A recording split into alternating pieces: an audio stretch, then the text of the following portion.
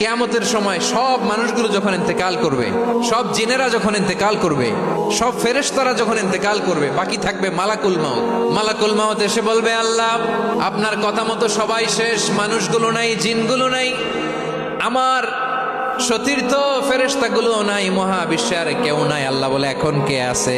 মালাকুল মাউত বলবে, আল্লাহ তুমি আছো আর আমি। তুমি তো আল হাইয়্যু আল কাইয়্যুম, অবিনশ্বর, শাশ্বত, চিরঞ্জীব, কোনোদিন মরবা না, তুমি আছো আর তোমার গোলাম আমি আছি আজরাইল। মহাবিশ্বে কয়জন আছে মাত্র? জোরে বলেন। এক হচ্ছেন আর হচ্ছে মালাকুল মাউত। আল্লাহ তুমি আছো আমি আছি। আল্লাহ বলবে, ঠিক আছে, এবার তোমার মরণের পালা, মুত ইয়া মালাকাল মাউত, হে মৃত্যুর ফেরেশতা তুমি মরো। মালাকুল মাউত আল্লাহর আদেশ বাস্তবায়ন করতে যে বিকট একটা চিৎকার দিয়ে মৃত্যুবরণ করবে। ওই চিৎকার দুনিয়ার মানুষেরা, চিৎকারের আওয়াজ যদি দুনিয়ার মানুষেরা শুনতে পেত, দুনিয়ার মানুষের প্রত্যেকের কানের পর্দা ফেটে মুহূর্তের মধ্যে সব লাশ হয়ে জমিনে পড়ে রইত।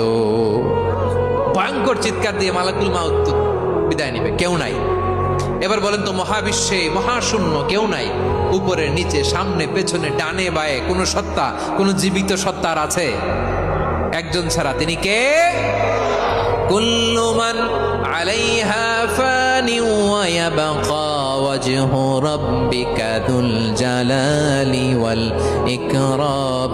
পড়েন, ফাবিআইয়ি আলাই রাব্বিকুমা তুকাজ্জিবান। কেউ থাকবে না একজন ছাড়া, একজন ছাড়া। এই ড্রোন দেখে হাত নাড়ালে হবে? আমার দিকে তাকাইতে হবে, কথা শুনতে হবে। মহাবিশ্বে কেউ নাই, একজন সত্তা ছাড়া। আওয়াজ করে বলেন, তিনি কে? এবার আল্লাহ ডেকে বলবেন, লিমানিল মুলকুল ইয়াউম, লিমানিল মুলকুল ইয়াউম। ক্ষমতা কার? Who belongs the kingdom today, who belongs the power authority today, who belongs the sovereignty today. আজকে ক্ষমতা কার? দুনিয়াতে ক্ষমতা নিয়ে এত কামড়াকামড়ি, দুনিয়াতে চেয়ার নিয়ে এত মারামারি, এত অত্যাচার, এত রক্তপাত, এত ব্লাডশেড। আজকে বলো তো ক্ষমতা কার? কার ক্ষমতা? মহাশূন্যে কোনো আওয়াজ নাই, শুধু আমার রবই বলবেন, লিমানিল মুলকুল ইয়াউম। আজকে ক্ষমতা কার? কোনো আওয়াজ নাই, উত্তর দেওয়ার মতো জীবিত কোনো সত্তা নাই, ফলে কেউ উত্তর দিতে পারবে না। আল্লাহ নিজেই প্রশ্নের উত্তর দিয়ে বলবেন, লিল্লাহিল ওয়াহিদিল কাহ্হার। একচ্ছত্র অধিপতি, ক্ষমতার মালিক আল্লাহ ছাড়া কারোর জন্য কোনো ক্ষমতা নাই। চিল্লায় বলেন ঠিক কিনা? তাহলে আর রহমান আর রাহিমের পরে আমরা জানলাম আমার আল্লাহর আরেকটা সুন্দর গুণবাচক নাম হচ্ছে আল মালিক। কি নাম? আল মালিক, মানে দ্য কিং, রাজাধিরাজ, সব রাজার বড় রাজা, মহারাজা। এরপরে 4 নম্বরে আল্লাহ বললেন আল কুদ্দুস, তিনি হলেন আল কুদ্দুস।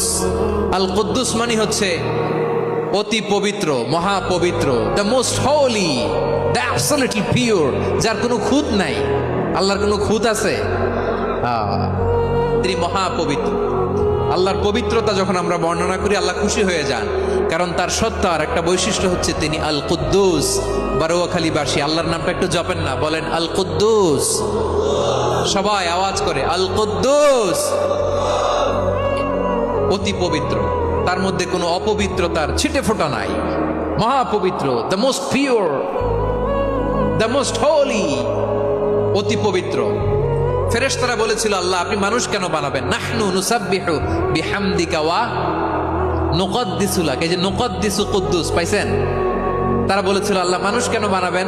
মারামারি করবে, আমরাই তো ভালো, আমরাই আপনার মহিমা বর্ণনা করি, আমরাই আপনার পবিত্রতা বর্ণনা করি। নুকদ্দিসু লাক, তার মানে আল কুদ্দুস।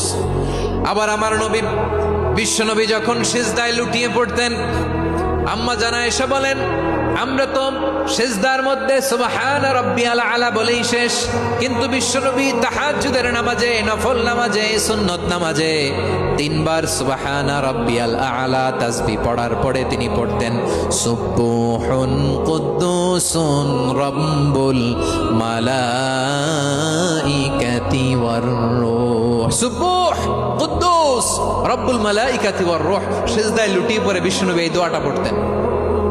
নফল নামাজে, সুন্নাত নামাজে কিংবা তাহাজ্জুদের নামাজে সুবহান রাব্বিয়াল আলার পরে কি পড়তেন? সুবহুন। আওয়াজ করে বলেন, সুবহুন কুদ্দুসুন রব্বুল মালাইকাতি ওয়ার রূহ। মানে আল্লাহ আপনি প্রশংসিত, আল্লাহ আপনি অতি পবিত্র, আপনি সব ফেরেশতা কুলের রব, ফেরেশতাদের সরদার জিব্রাইলের রব। সুবহানাল্লাহ। আজকে থেকে পড়বেন সেজদায়? হ্যাঁ, বারোখালীবাসী পড়বেন নাকি? হুজুর নামাজে তো পড়ি না।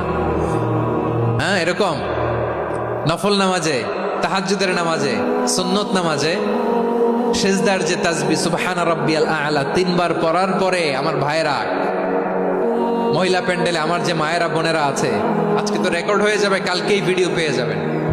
3 বার সুবহান রাব্বিয়াল আ'লা পড়ার পরে পড়বেন সুবহুন কুদ্দুসুন রব্বুল মালাইকাতি ওয়ার রূহ।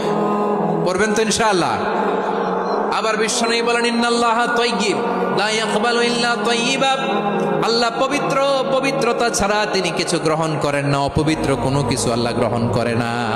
অনেকে আছে ঘুষ খায়, সুদ খায়, অন্যায় অপরাধ চাঁদাবাজি যা আছে সব করে, হারাম টাকা, হারাম উপার্জন। এই হারাম উপার্জন দিয়ে আবার মসজিদ বানায়, আছে না নাই? ইনকাম সবটাই হারাম, ওইটা দিয়ে আবার এতিমখানা বানায়, আছে না নাই? আছে। ওইটা আল্লাহ কবুল করবে না, কারণ আল্লাহ নিজে পবিত্র। পবিত্র না হলে কিছুই অ্যাকসেপ্ট। শান্তির আধার, যার কাছ থেকে শান্তি আসে, দ্য সোর্স অফ পিস। সকল শহীদ স্মরণে আমার হৃদয় রেখে যেতে চাই তাদের স্মৃতির চরণে। পড়েন আমিন। আমরা সকল ভাষা শহীদ, সকল মুক্তিযোদ্ধা, তাদের জন্য দোয়া করি, এবং 24-এর ছাত্র নাগরিক অভ্যুত্থানে যারা শাহাদাতের সর্বোচ্চ নাজরানা পেশ করে এই নতুন ভোরের বাংলাদেশ আমাদেরকে উপহার দিয়েছে, তাদের জন্য আল্লাহর কাছে দোয়া করি। সবাই বলেন আমিন। আল্লাহর একটা নাম হচ্ছে আসসালাম, মানে হচ্ছে শান্তির আধার, দ্য সোর্স অফ পিস। শান্তি দেওয়ার মালিককে। এজন্য শান্তি চাইবো কার কাছে? আল্লাহ তুমি আমার দেশটাকে শান্তিময় করো, বলেন আমিন। আল্লাহ তুমি আমাদের পরিবারের শান্তি নসিব করো, বলেন আমিন। আল্লাহ আমাদের জীবনটাকে তুমি শান্তিময় করো, বলেন আমিন। এজন্য বিশ্বনবী সালাম ফিরানোর পরে 3 বার পড়তেন আস্তাগফিরুল্লাহ, আস্তাগফিরুল্লাহ, আস্তাগফিরুল্লাহ।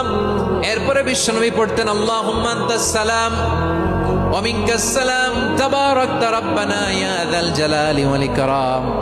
ও আল্লাহ, আপনি শান্তির আধার, আপনার কাছ থেকে শান্তি আসে, আপনি বরকতময়। এই দোয়াটা পড়েন আপনারা? সালাম ফিরানোর পরে পড়েন না? পড়বেন আজকে থেকে। আল্লাহুম্মা আনতাস সালাম ওয়া মিনকাস সালাম তাবারাকতা ইয়া যাল জালালি ওয়াল ইকরাম। আবার জান্নাতের আরেকটা নাম হচ্ছে দারুস সালাম, মানে শান্তির ঘর। জান্নাতের আরেকটা নাম কি? দারুস সালাম। ওই দারুস সালামে আমরা যেতে চাই কি চাই না? আমরা ওই জান্নাতের অধিবাসী হতে চাই কি চাই না?